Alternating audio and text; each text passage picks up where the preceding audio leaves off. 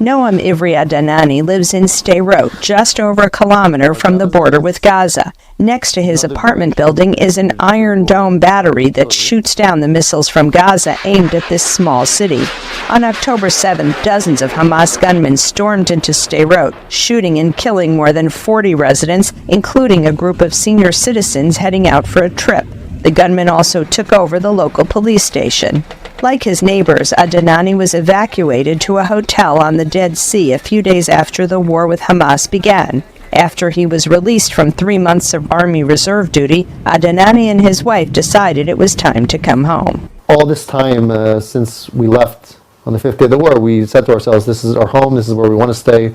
We're not going to surrender to people who don't want to live alongside us in peace but want to drive us away and harm us.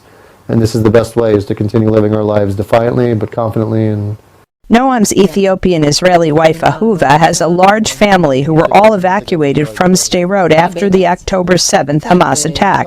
She and many of her family members wanted to return, but she says she is sometimes scared.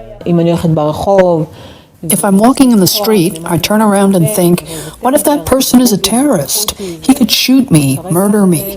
I really don't feel safe, but I don't have any other place to go. This is my home.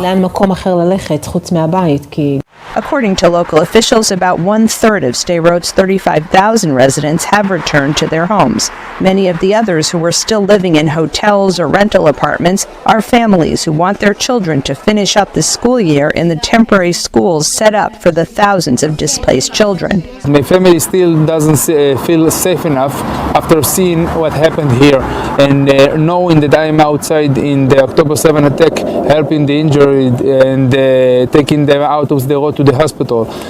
My wife and my kids are, I hope that they will feel safe soon so we can come back completely.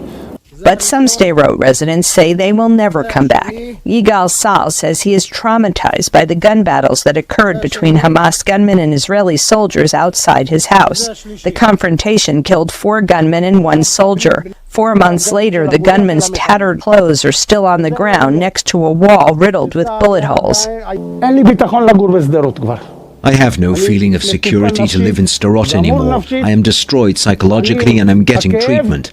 I can't stop thinking about the soldier who was killed. We had Qassam rockets for 23 years, but I never imagined it could get this bad. I just want to sell my house in Sderot and move away. Israeli army checkpoints set up at the entrance to Sderot and other communities near the Gaza border have become busy with the cars of returning residents. But many of the evacuees say they still don't feel safe and will not go back until Hamas in Gaza is no longer a threat. Linda Gradstein, VOA News, Sderot.